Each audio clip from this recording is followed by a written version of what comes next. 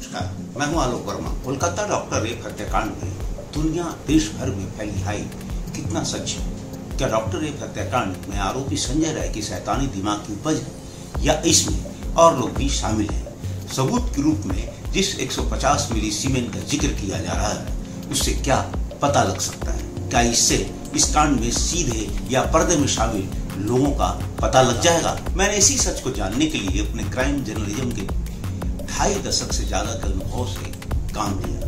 कई लोगों से बात की और पता लगा कि सच जानने के लिए अभी सीबीआई को बहुत कुछ करना बाकी है।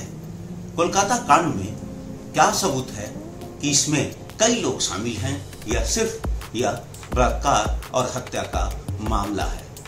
सीबीआई ने इसके लिए साइको टेस्ट का सहारा लिया है। गिरफ्तार मुख्य आरोपी संजय राय साइकोलॉजी टेस्ट करने वाली एक विशेष टीम का सामना करेगा। यह विशेष टीम कोलकाता पहुंच चुकी है। साइकोलॉजी को जानने के लिए जाने वाले इस टेस्ट के जरिए उसकी आदतों और व्यवहार के साथ साथ उसकी समझ को भी समझने का प्रयास किया जाता है।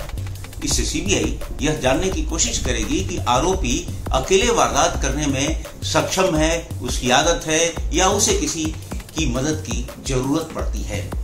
उधर आरजी कर मेडिकल कॉलेज के पूर्व प्रिंसिपल संदीप घोष से लगातार पूछताछ जारी है। यह दोनों कोशिशें इसी बात का पता लगाने की कोशिश है कि क्या यह कांड अकेले है या इसमें कई लोग शामिल हैं।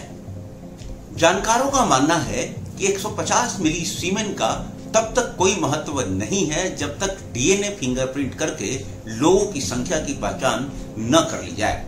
यानी डीएनए और फिंगरप्रिंट सबसे आवश्यक स्टेप है। यानी कांड में कितने लोग शामिल हैं इसका पता लगाने के लिए सीबीआई को डीएनए पर काम करना होगा।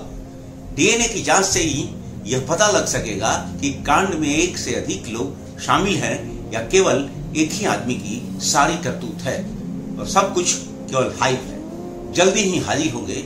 उम्मीद है आप चैनल को सब्सक्राइब जरूर कर देंगे। साथ ही वीडियो को लाइक जरूर कीजिएगा। नमस्कार।